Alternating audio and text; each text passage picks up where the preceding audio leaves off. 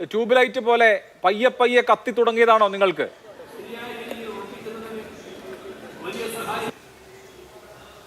ഈ സമ്മേളനത്തിൽ നവകേരളത്തിലുള്ള പുതുവഴികൾ എന്നൊരു രേഖ ചർച്ച ചെയ്തിട്ടുണ്ട്.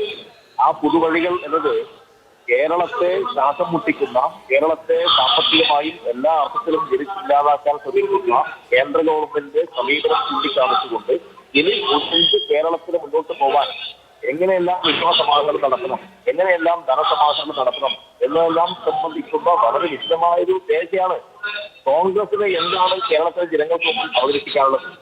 മുണ്ടക്കൈ ചൂരൽമല ദുരന്തമുണ്ടായി, കേന്ദ്ര ഗവൺമെന്റ് ഇവിടുന്ന് 5 പൈസ കൊടുക്കില്ല. ഇവിടെ കുറച്ച് എംപിമാർ അവിടെ പോയി ആളുകളെ കണ്ടുകൊടുത്ത് പറഞ്ഞു. പക്ഷേ ആത്മാർത്ഥമായ സമീപനം ആ കാര്യത്തിൽ സ്വീകരിച്ചിട്ടുണ്ടോ? എല്ലാ ഘട്ടത്തിലും സംസ്ഥാന സർക്കാരിനെതിരായിട്ട് ജനങ്ങളുടെ വികാരത്തെ എങ്ങനെയെല്ലാം തിരിച്ചുവിടാൻ വേണ്ടി കഴിയും, ആ ആലോചന മാത്രമേ ഇവരുടെ മുമ്പിലുള്ളൂ. യഥാർത്ഥത്തിൽ കേരളത്തിലെ ജനങ്ങളുടെ ജീവിതം മുന്നിൽ കണ്ട്, അവരുടെ കഷ്ടപ്പാടുകൾ മുന്നിൽ കണ്ട് ഒരു നയസമീപനവും സ്വീകരിക്കാൻ കോൺഗ്രസിന് കഴിയുന്നില്ല.